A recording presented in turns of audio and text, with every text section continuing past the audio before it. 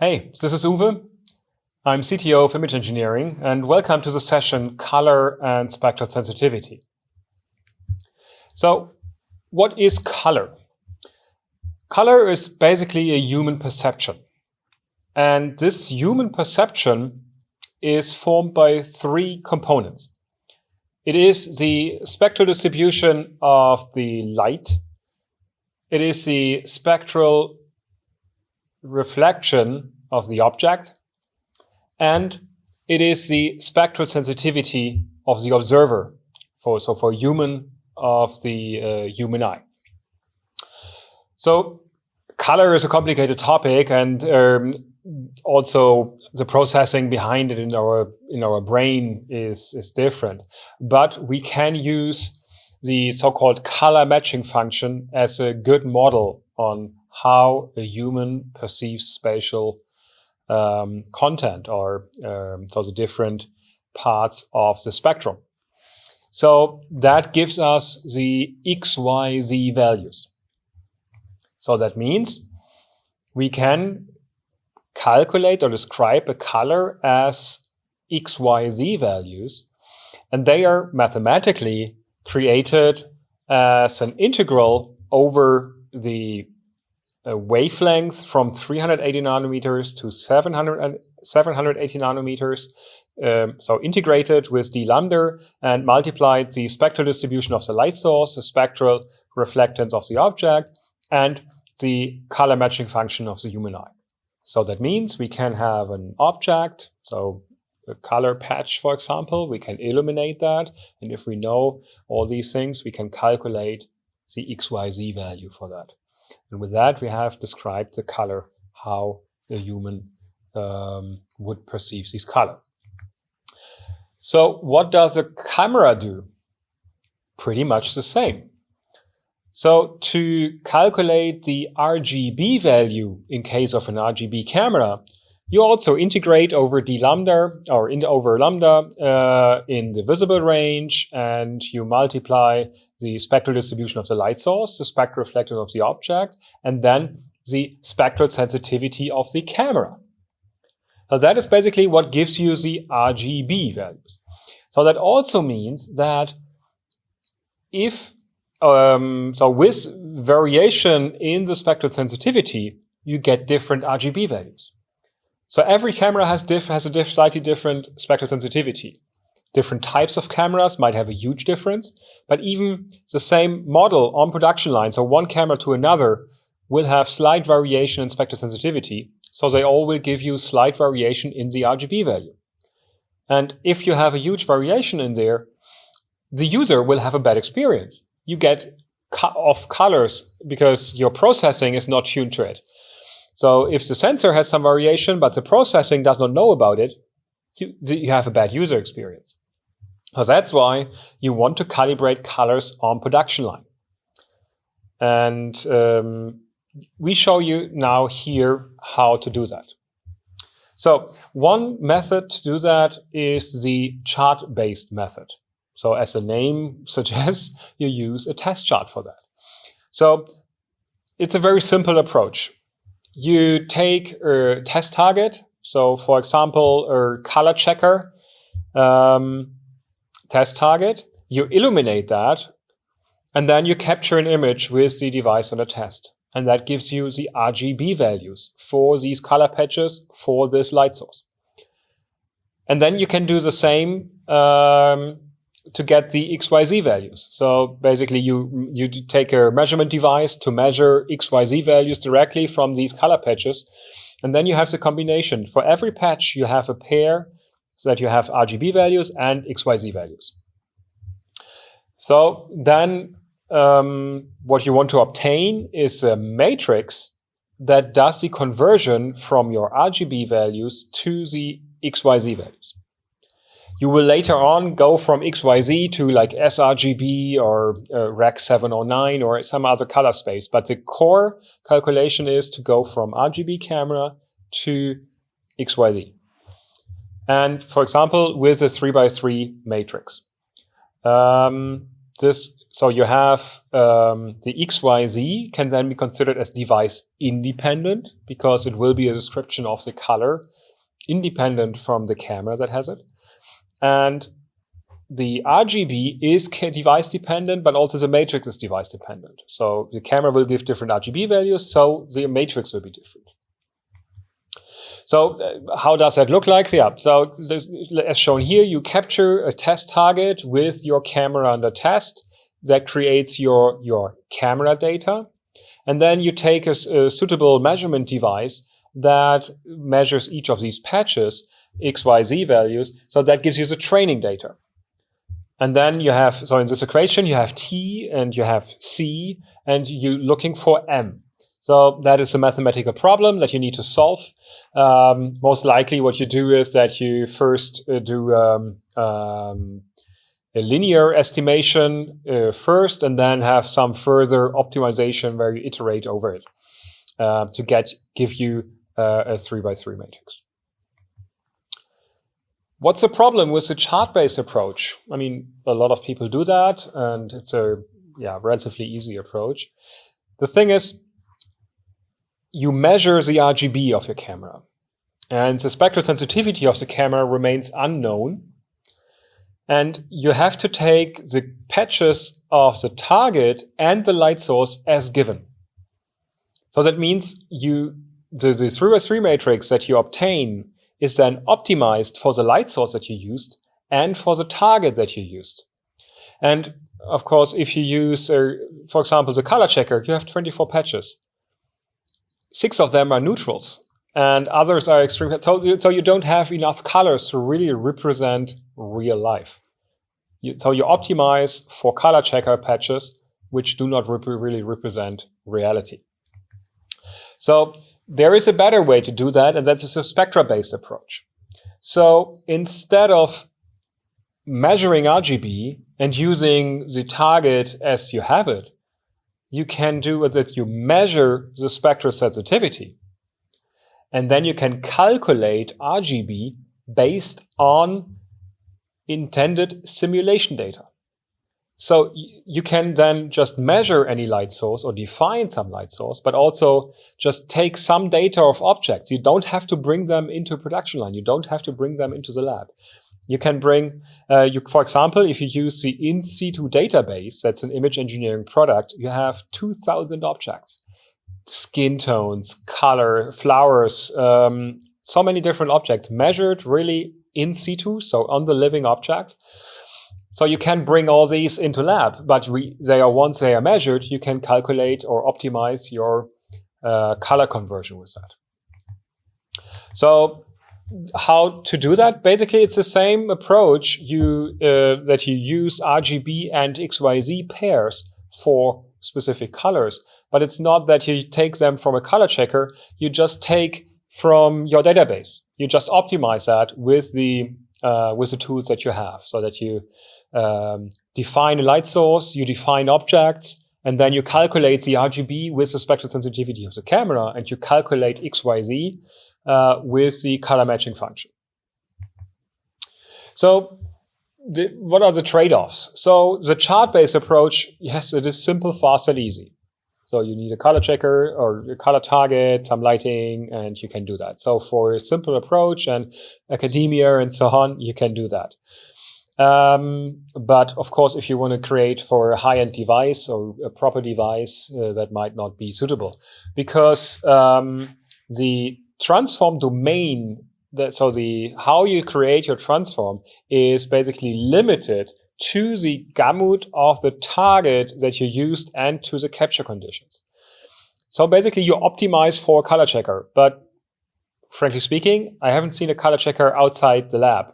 I mean, colors in real life are different. The blue sky is different than the blue in a color checker. The green grass is different than the color checker. So you should optimize for that.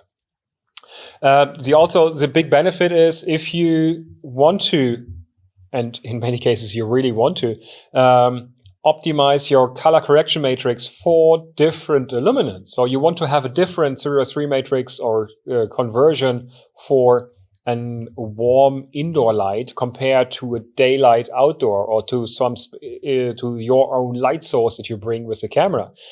You want to have different conversions for that.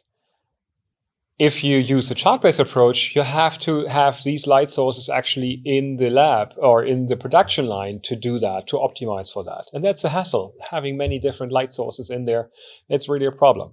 So with a chart-based approach, with a spectra-based approach, you actually just do that mathematically. So you measure spectral sensitivity, and then you can calculate for as many combinations as you like. The other benefit is if you use a spectra-based approach, you are actually very well prepared to do some more sophisticated conversions like multi-dimensional lookup tables. So I made the example with the 3x3 matrix, but that is really the most basic approach to do that. Modern color processing is often done with multi-dimensional lookup tables. And if you want to do that, you actually need much more colors. You need to optimize for that. So then the spectra-based approach is your choice. So the only negative side that you have on the spectra-based approach is that you actually need to measure spectral sensitivity on production line, which sounds terrible, but it is easier as you think. Just a hint about, I already said there is the in-situ database. So image engineering offers the in-situ database and bundles actually it with the camSPECS product range. So there you have real life data. So we went outside and measured many objects, trees, leaves. We asked many volunteers, people, to donate their reflectance of their skin. So we asked them, hey, are we allowed to measure your forehead or your cheeks?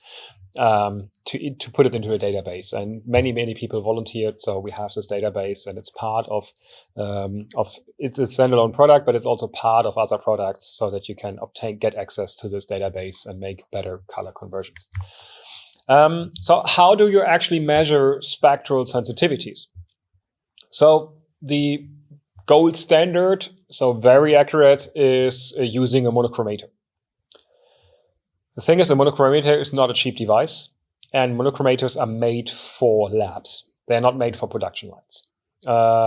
So they will wear out very quickly. The motors are just not made for that. So you can test prototypes with a monochromator, but you don't want to do that on production line. A very good approach to do that is a filter-based system. So what you see here is a product that's called camSPECS Express. So basically, that's a halogen light source that back illuminates a set of 39 narrowband interference filter. So that means the device on a test captures an image of these filters and has then 39 measurement points. So from that, we can directly calculate the spectral sensitivity. So one shot, and you have your spectral sensitivity. The camSPECS Express is, as I said, designed with a halogen bulb. So that's and comes with a calibration device, so that you can recalibrate every now and then, specifically when you have to change the bulb, or if the bulb ages over time. So that's why production line might not be the best environment for the camSPECS Express. It's great for lab and for small volume production lines, but for high volume 24/7, it might not be suitable. But for that, we have now the camSPECS plate. So that is the same filters as you have in the camSPECS Express, just mounted that way that you can put them into an LE7 light source. The LE7 is based on the IQ-LED technology, and so it is really made for production line. So it's stable, it can recalibrate itself and so on. So with that setup, you can really go on production line and test with a single shot the spectral sensitivity. So basically, how does that work? So we have like a monochrome output from these filters. The camera captures these, and together with the calibration data, so with the knowledge about what is the exact spectral range of each filter, so how wide it is, what's the peak wavelengths, and so on. This data together, we can directly calculate the spectral sensitivity in 10 nanometer steps and then interpolate them into even finer if we need to. So yeah, these are the different filters that you can use for that. So, or that we use in the camSPECS. So that's a direct measurement. You capture a raw image, so it's highly recommended to use raw data for that, or it's a requirement. No problem on production line with that. You capture these images, 39 filter, and then you have a software so that you can get the spectral sensitivity. Based on that, you can calculate ICC profiles in the software or do your own further calculation as you would do on production line. If there is help needed, we do have experts for that can provide consulting how exactly to implement these things. If you already have an IQ LED light source or thinking about to integrate an IQ LED light source on your production line, also with that, you can do a spectral sensitivity measurement. And that's extremely powerful because the IQ LED light source, calibration light source can then be used for many, many different things. So you do with the same light source, you do a shading, a gain calibration, you do defect pixel detection, but then white balance and so on. But you can then also do the color conversion calibration or the spectral sensitivity calculation. And we do have a technology for that. So basically, we need to build a database of devices to create some prior knowledge. So typically what you would do, you take like 15, 20 devices from a pre-sample, from a pre-phase of production line. So when you ramp up, you measure them, do a direct measurement, for example, with the camSPECS Express device, create this database. And then on production line, you have the IQ LED device and your device on a test. So that device on a test will capture images from the IQ LED device, changing the colors. And together with the database, that all goes into the API or into available API, and that will output your spectral sensitivity. So what we need for that is basically 22 different images that are the 20 channels of the IQ LED, plus a black, plus one like D65 white. So you can obtain these images in some seconds, so that you can really and can synchronize everything with the IQ LED devices and so on, so that you can really capture these 22 images in some seconds, and then perform the analysis so that you can go and have in like less than 10 to 15 seconds have a spectral sensitivity per device. So how does it look like? Basically, your DUT, so your device will capture images while the calibration device will change its color channels. So that means that you do this 21 times plus a black, store the images, provide them to the API, and it will then do the calculation. Okay, and that will give you the spectral response, and then further on you can, based on that, you can do calculations, optimization to get your correct color conversion. Okay, thanks a lot for listening. I know a lot of details. Our team is very happy to provide more or answer questions, provide more details and do consulting on that. But I think you get the idea that IQ LED, camSPECS, and our expertise is very valuable for your production line needs. So thanks a lot for watching,